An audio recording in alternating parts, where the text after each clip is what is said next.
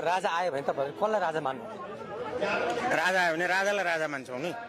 पूर्व राजालाई नै गर्न कस्तो पूर्व र उत्तर भन्नुभएको? यो राजा हुनुभन्दा अगाडि को राजा छ र?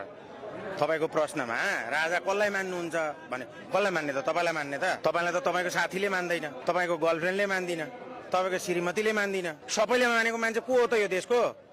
पृथ्वीनारायण शाह हो नि, उसको वंशजको राजा हुन्छ नि।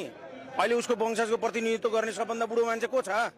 राजा त सबभन्दा जेठो हुन्छ नि। यो त तपाईँहरूको प्रश्नै गलत छ। सो त बदर भयो, यो प्रश्नै बदर भयो। जस्तो दुईपट्टिसम्म त राजा भगा हुने त, खोइ त उ बेला केही पनि गर्न सकेन नि त उहाँले पनि। तपाईँले के गर्नु पर्यो? तपाईँ त्यसै बर्डन ठुलो हुनुभयो, तपाईँको बाबुले केही नगरी यत्रो हुनुभयो, तपाईँको आमाले केही नगरिकन तपाईँ यत्रो हुनुभयो। के प्रश्न गर्दै हुनुहुन्छ तपाईँ? यत्रो देश तपाईँ 4 आना जग्गा जोड्न सक्नु भएको छ अहिलेसम्म? 1,47,181 वर्ग किलोमिटर क्षेत्रफल हो। त्यो भनेको कति हेक्टर हो थाहा छ? थाहा छ तपाईँलाई? तपाईँ जीवनकालभरि काठमाडौँमा 4 आना जग्गा जोड्न नसकेकोले भौतारिएर हिँडेको होइन यो माइक बोकेर? कसरी जोड्नु भयो त राजाले यत्रो यो जग्गा जमिन? यत्रो देश कसरी बनाउनु भयो त राजाहरूले? केही पनि भएन। केही पनि नभएको भएदेखि तपाईँ नेपाली कसरी हुनुभयो त? अहिले गणतन्त्रले माने काम त भइरहेको छ। अहिलेको नेताहरूले जेनी पछिको अहिलेका सिजा नेताहरूले काम त गरिरहेको छन् नि त। ठिक छ, यहाँ ल्याउनुहोस् माइक। अब काम भएको भए सिंहदरबार जलेको किन त? काम भएको भए सिंहदरबार जलेको किन त? सर्वोच्च अदालत जलेको किन त? अनि त्यो संसद भवन जलेको किन?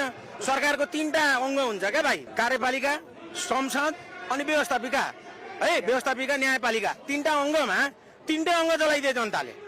वडा कार्यालय जलाइदिए, नगरपालिका जलाइदिए, नेता बस्ने घर जलाइदिए। अनि अझै पनि तपाईँ राजा आउँछन् र राजा नयाँ को आउँछ त? प्रचण्ड चाहियो अझै तपाईँलाई? तपाईँलाई अझै केपी ओली चाहिएको हो?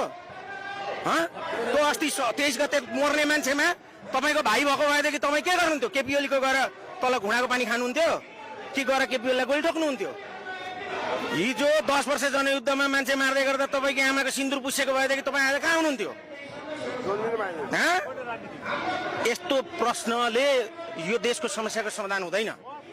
तपाईँले पृथ्वीनारायण शाहको उपदेश पढ्नु भएको छ? पृथ्वीनारायण शाह को हुन् थाहा छ? अमरसिंह थापा को हुन् थाहा छ? बलभद्र कुँवर को हुन् थाहा छ? भक्ति थापा को हुन् थाहा छ? इतिहास थाहा छ? पहिला पढ्नुहोस्, तपाईँहरूले अध्ययन गर्नुहोस्। त्यही भएर तपाईँले पृथ्वीनारायण शाहलाई पहिला पढ्नुहोस् अनि देशमा राष्ट्र संस्था किन आवश्यक छ भन्ने कुरा महसुस गर्नुहोस्। जस्तो अब गणतन्त्रले के काम गर्थ्यो भने